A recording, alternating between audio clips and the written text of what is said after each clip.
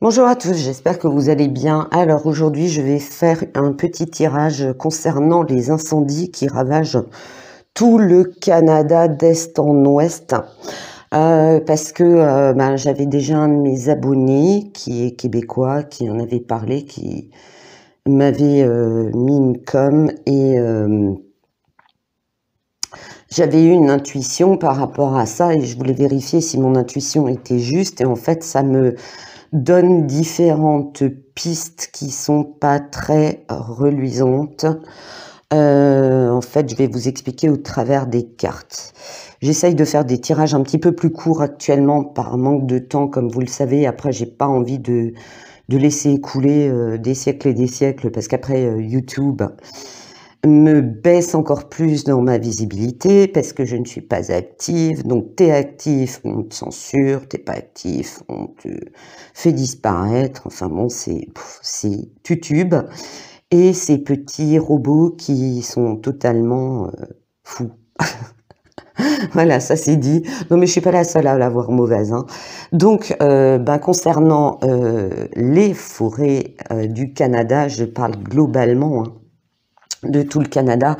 Il faut savoir quand même que dans l'ordre de production du bois, on a en tête les États-Unis, la Russie, la Chine, le Canada et le Brésil. Donc retenez qu'en production de bois, le Canada est en 4e position.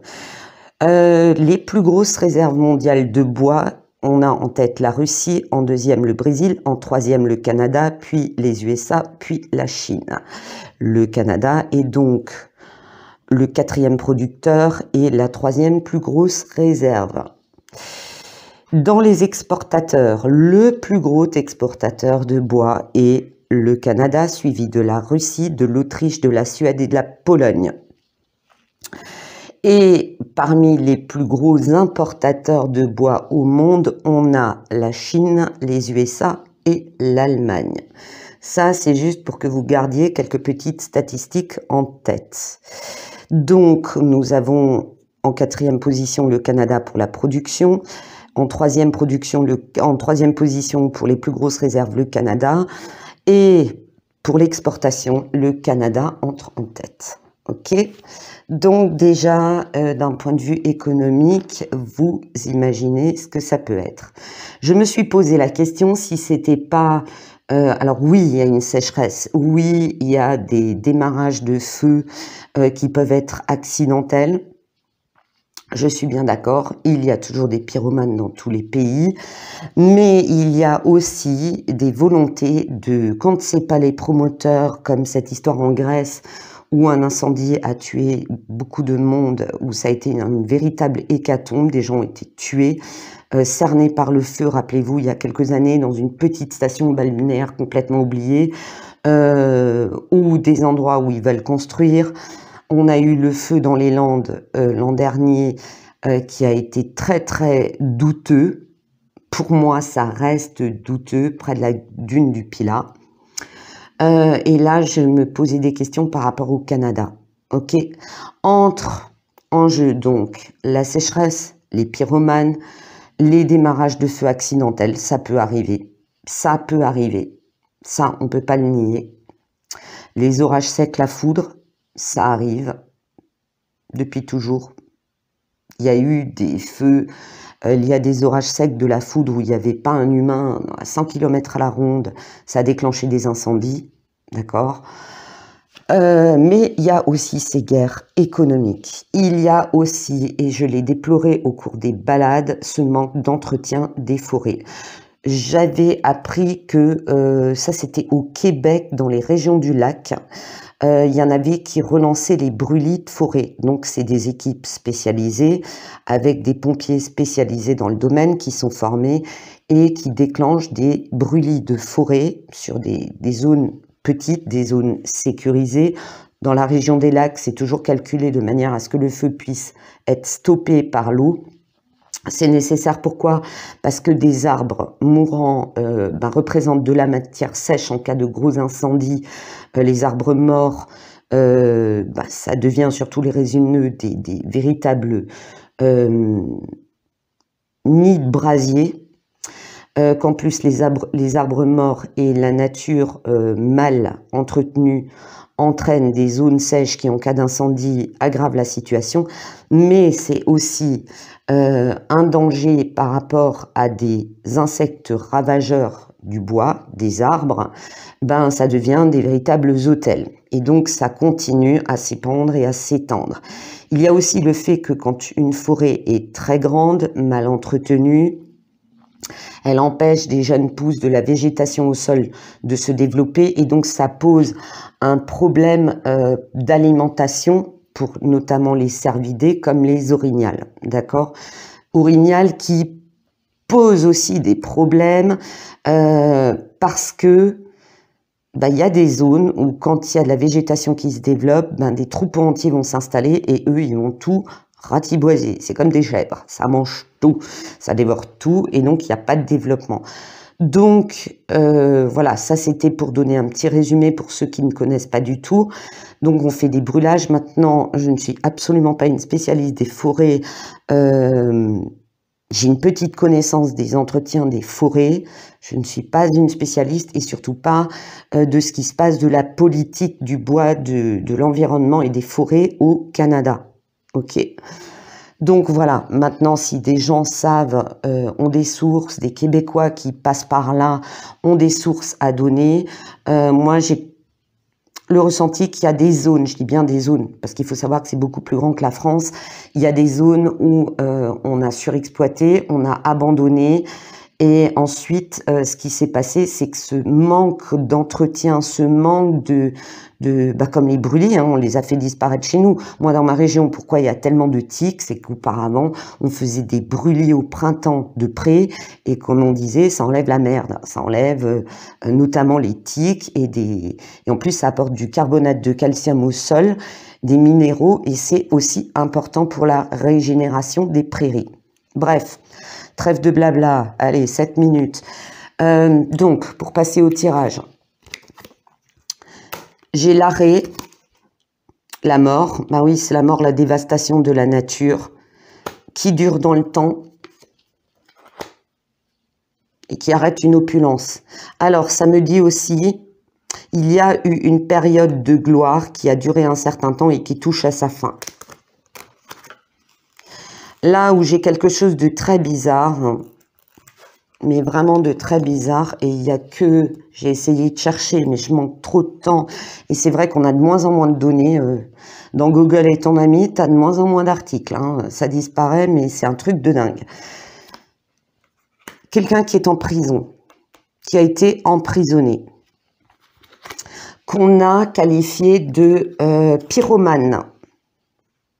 Bon, vous me direz, il n'y a pas qu'un pyromane en France et il n'y a pas qu'un pyromane au Québec ou au Canada en général. Ça me dit que cet homme a été jugé comme étant un pyromane, un malade. Il est emprisonné. Cet homme, ça me dit qu'il fonctionne avec d'autres complices. Souvent, ce qu'il a fait a été couronné de succès. Il a réussi en fait à faire ce qu'il veut, tant au Canada qu'aux États-Unis. Donc c'est vraiment des... C'est comme une équipe, c'est comme des... Moi ça me dit c'est comme des mercenaires, ok, qui veulent l'effondrement, l'écroulement.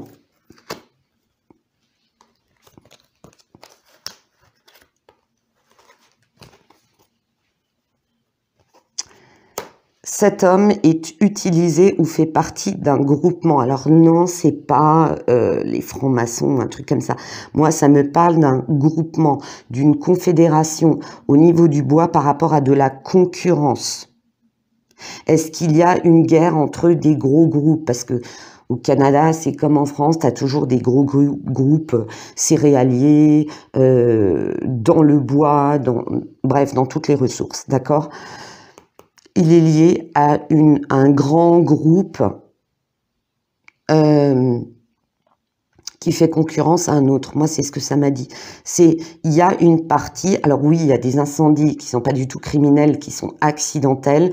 Oui, la sécheresse est un facteur aggravant, mais il y a une guerre de groupes, de production de bois, alors soit de culture, soit de production, soit d'exploitation sur des terrains, d'accord? Parce que ça me dit qu'il y a une guerre. Il y a quelque chose. Alors si jamais certains amis canadiens, québécois, si vous avez entendu un jour une histoire comme ça, donc nous on n'est pas forcément au courant en Europe, merci de me confirmer ou d'infirmer. Ça me dit que c'est pas tout récent par contre, que c'était déjà lors d'une grosse phase d'incendie. C'est une guerre pour la nature et j'ai l'attentat et le feu. Donc c'est bien, il y a des choses qui ont été déclenchées volontairement. Moi, ça me dit que dans ce truc-là, il faut regarder les démarrages de feu par rapport à certaines zones. Ok ? Est-ce qu'il y a des entreprises, des grosses entreprises qui ont toute une zone en exploitation, en gérance, c'est-à-dire qu'il y a des propriétaires et une entreprise leur dit, ben écoutez, nous on exploite un peu comme moi j'ai des terres agricoles, je les exploite pas, je les loue à des agriculteurs. Ok.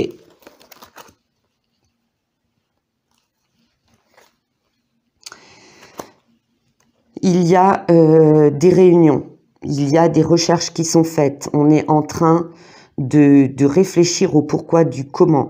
Alors tant de gens au niveau de l'environnement qui essayent de savoir quelle zone, quel type de bois, pourquoi et tout ça. Il y a aussi beaucoup d'enquêteurs qui trouvent qu'il y a des choses pas normaux.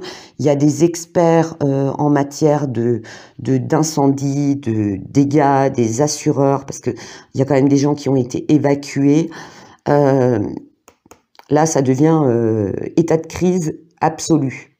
Parce que on commence là où le feu s'est éteint, on commence à estimer les dégâts et les catastrophes que c'est.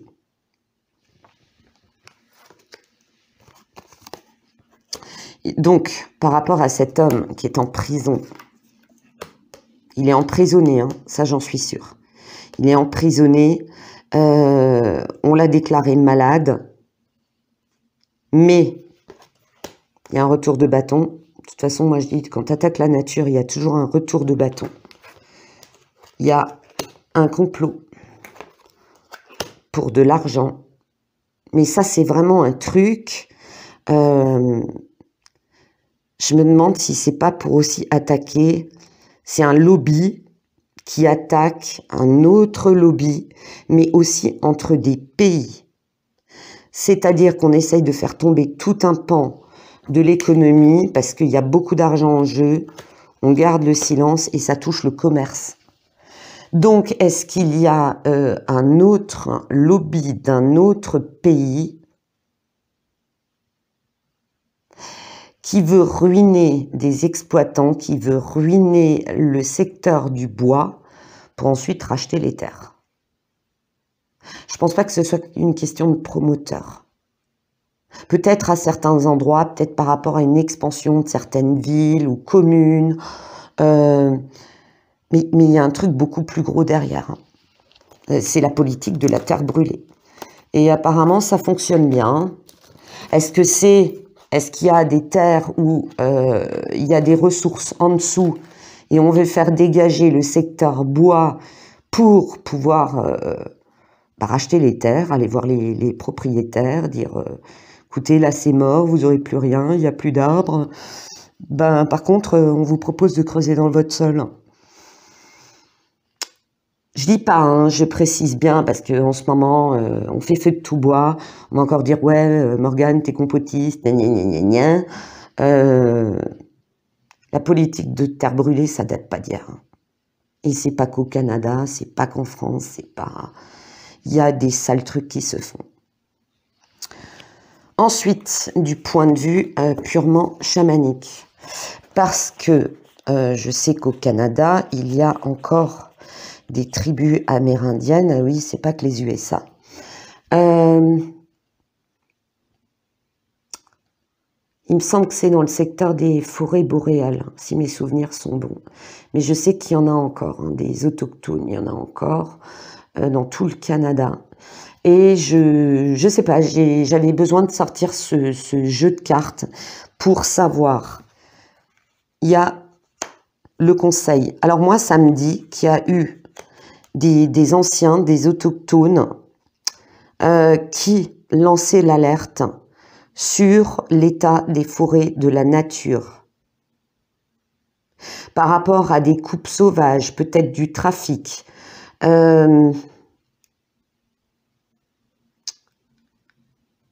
des endroits où on allait sur leur terre, on n'avait pas le droit. Ça me parle d'anciens qui communiquent avec les esprits, donc les esprits de la nature. Mais aussi des gens qui, dans le plan typiquement terrestre, donnaient des conseils. Ils disaient, ouais, nos anciens, ils faisaient comme ça, maintenant ils font n'importe quoi. Ils déploraient déjà. Et je parle d'anciens, hein, des gens qui ont plus de 70 ans et qui voyaient ou croisaient des gens qui travaillaient dans le bois ou des gardes forestiers qui lançaient l'alerte. Je ne sais pas si quelqu'un est au courant de ça. Qui a eu des petits trucs locaux et par rapport à des terres qu'on prenait, ou des terres où ils disaient, ouais, le vieux, il déconne, il parle d'une terre sacrée, mais c'est n'importe quoi. Un peu comme aux États-Unis. Il y a eu ce même problème aux États-Unis. L'arbre de vie. Alors, l'arbre de vie, si on relie typiquement au plan économique, bah oui, c'est tout un plan d'économie qui fait vivre une nation, des secteurs, des régions, on est bien d'accord. Il y a aussi le tourisme, il y a plein de choses, d'accord?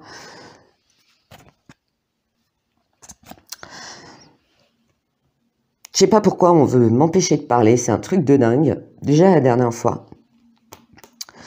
L'arbre, c'est la vie. Ça dit que si des forêts sont détruites, ça va engendrer des catastrophes plus graves, mais qu'il y avait une négligence. C'est aussi le cycle de la vie. Ça dit aussi qu'il y a des endroits où, oui, il y a des incendies, c'est naturel, mais comme je le disais, c'est pour régénérer. N'oubliez pas que pendant des années, ils ont interdit les aborigènes d'Australie de faire des brûlis, parce que les aborigènes ont toujours fait des brûlis de prairies. Ils leur ont interdit, le gouvernement leur a interdit. Et ce qui s'est passé, c'est que quand il y a eu les immenses feux très graves en Australie, bah, ils se sont rendus compte que c'est parce que les prairies, elles devenaient sèches, elles n'étaient pas entretenues et que ça devenait n'importe quoi. Et je pense que c'est un signe. On va faire appel de nouveau aux connaissances des anciens.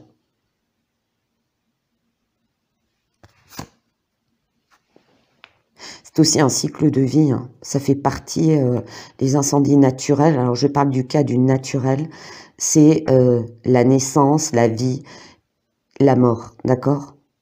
C'est un cycle. La malédiction. La malédiction, ça me parle de... Ouais, on a empêché des gens de parler, on a empêché des gens de s'exprimer, de donner des conseils. Des gens qui ont été maudits parce que des terres ont été prises, volées, ou, vous savez, une sorte de recensement, mais qui n'était pas très honnête. Des gens qui aimaient la nature, qui n'ont pas apprécié ce qu'on en a fait. Mais ça me parle aussi de terres anciennes qui ont été... des sites anciens sacrés qui ont été totalement dévastés. Ça me montre des gens déplacés, ça me montre des lieux qui étaient sacrés, ça me montre des lieux avec de la pierre qui ont été ravagés, détruits.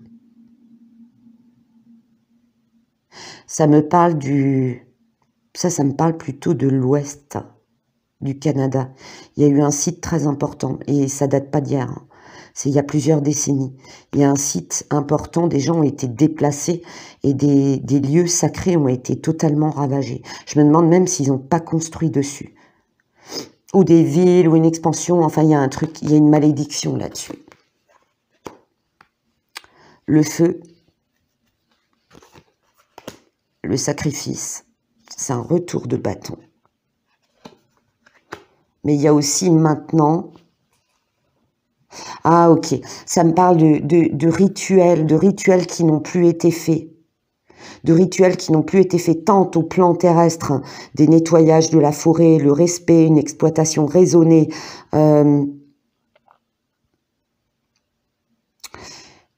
que de gens on leur a pris leur site, c'était des lieux d'équilibre sacré, où on faisait des rituels d'équilibre de la nature, des chants de la pluie, des danses de la pluie,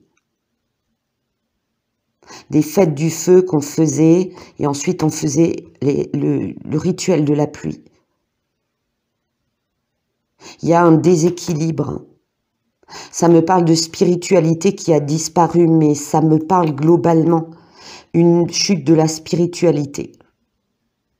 Ça me parle aussi des émotions actuelles de colère, de sacrifice de l'homme et des émotions. On passe d'incendie, le feu, la colère, à l'eau, les émotions, les pleurs. Ça me parle de déséquilibre. Il y a un déséquilibre, mais c'est à tout niveau. Hein. C'est pas que pour le Canada. Hein. Et ça, c'est vraiment même dans toutes les sociétés. Hein. Je parle pas que des Amérindiens. Hein. En politique, les mauvais conseils, les mauvaises décisions. Disparition du véritable rôle de la nature et du respect de la nature, parce que ce qu'on fait actuellement, c'est de la fausse écologie. On détruit toute source de vie. On détruit la vie. La surconsommation, la pollution, le circus et tutti quanti, toute cette mauvaise gestion, si vous voulez, ça a déséquilibré l'arbre de vie. Ça devient une malédiction. Ça devient mauvais. On empêche de parler, on voit comme une main sur le visage, on empêche de s'exprimer, de dire la vérité. Ceux qui s'expriment, qui disent la vérité, couper la parole aux anciens, aux sages, les anciens, qui donnaient des conseils, ça devient une malédiction. Et c'est ce que les anciens ils disent. Un jour, vous verrez, vous avez brûlé la chandelle par les deux bouts. Ça provoque le feu, la colère, la dévastation. Sans parler des incendies volontaires qui est vraiment quelque chose de maléfique, hein, de malveillant. On sacrifie la nature. Il n'y a pas d'écologie. Leur écologie, c'est pas de l'écologie. On sacrifie. On sacrifie les budgets par rapport aux entretiens des forêts, par rapport à une exploitation raisonnée. Ça provoque un manque d'eau. Du côté émotionnel, la colère parce qu'on est sacrifié, les pleurs. C'est vraiment des cartes où tu peux parler de différents domaines, de différents, si tu veux, autant de la spiritualité que le plan matériel. On est bien d'accord. En tout cas, c'est signe d'un gros déséquilibre. C'est oui, un retour de bâton. Retour de bâton, de surexploitation, de mauvaise gestion, de négligence de la nature. Peut-être d'avoir planté, comme dans le sud-ouest, hein, le pin, ça pousse vite, ça s'exploite bien. Allez, forêt de pin. Forêt de pin résineux, ça crame, c'est mort. Voilà. En plus, quand ça brûle, ça éclate. Donc la résine s'enflamme. Et ça provoque, ça projette, les troncs, ils explosent, c'est du bois qui est vraiment au niveau combustible, va se propager très vite, ok. Vous avez aussi les pommes de pin qui sont projetées, enflammées et qui continuent, ça déploie un feu. On se prend un retour de bâton, hein. Là, on se prend un retour de bâton. Et ceux qui ont déclenché des incendies, ceux qui éventuellement se font une guerre de l'ombre, pour se piquer les terres, se fracasser le commerce pour en avoir plus pour soi, ils vont le payer aussi. Ensuite, Tout ça a un but. Alors oui, si c'est pour de la concurrence, ça a un but. Hein. Je détruis mon adversaire ou mon concurrent. Voilà, ça a un but. Mais en même temps, dans un sens positif, la nature va se régénérer après ça. Faut pas rêver. Tôt ou tard, ça prendra du temps, mais ça va se régénérer. Ok? Rien n'est entièrement perdu. C'est pour sensibiliser. Il y a des choses qui vont être mises, hein, comme ailleurs. Hein. Ne rêvez pas, il y a des choses, si c'est bien fait, je pense que c'est les habitants qui mettront la pression, qui vont sensibiliser, dire attendez, tel endroit, c'est complètement à l'abandon, il y a du bois mort partout, et patati et patata, il y a des choses qui vont ressortir. C'est aussi pour sensibiliser globalement. D'accord? Parce que finalement, ça s'arrête pas, hein.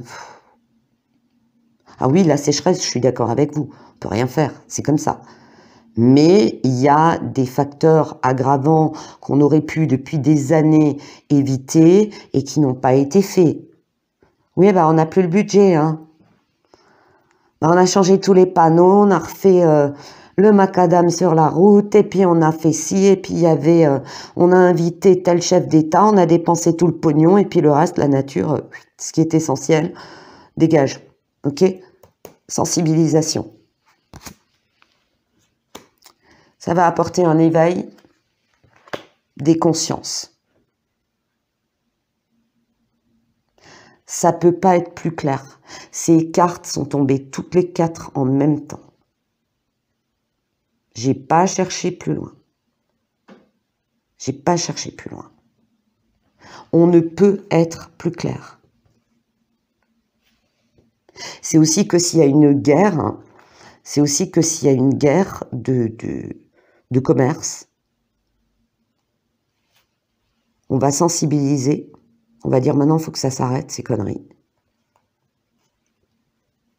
Ils vont prendre l'ampleur des dégâts et ils vont prendre conscience. C'est marrant parce que là ça me dit que s'il y a eu un endroit où on a mis le feu pour dévaster la production de bois, pour enquiquiner quelqu'un, pour l'empêcher de produire du bois, les circonstances ont fait que ça a brûlé les terres du voisin. Et que le voisin, c'était le concurrent. Je sais pas, j'ai un flash comme ça, je peux me tromper, hein. Mais que l'arroseur a arrosé. L'arroseur a arrosé. Tôt ou tard, la personne, quand il y a de la malveillance, est punie, globalement. D'accord ? Et que si ça concerne un autre pays, on ne sait pas, hein, tout est possible actuellement. Moi, je vous dis, cette histoire des dunes du Pilat, moi, ça m'a laissé... c'est juste affreux, quoi. C'est juste ignoble. C'est ignoble. Et c'était criminel. Et l'incendie, ça a été une horreur. Franchement, une horreur. Alors, évidemment, c'est pas la surface et l'importance du Canada, parce que là, c'est quand même phénoménal. Mais un jour, l'arroseur est arrosé. On est puni. J'ai cette notion de complot, ouais, qui ressort, le complot, l'argent, mais qu'il va se prendre le retour de manivelle. Ah, ça va retomber dessus. Ça va retomber dessus. Donc voilà, on n'a plus qu'à prier pour qu'il y ait de la pluie, que tout ça s'arrête, que d'autres secteurs ne soient pas atteints, que le Canada ne devienne pas tellement réputé pour ses grandes forêts, ne deviennent pas, puis c'est pas ça, c'est au niveau des espèces, tant végétales qu'animales. Il y a quand même, comme chez nous, des zones avec des espèces endémiques qui mènent déjà pas large, mais que voilà, que ce soit pas un carnage complet. Depuis des années, il y a déjà trop de feux partout dans le monde. J'espère que ce tirage vous aura plu. Je vous dis à très bientôt. Bonne journée à vous.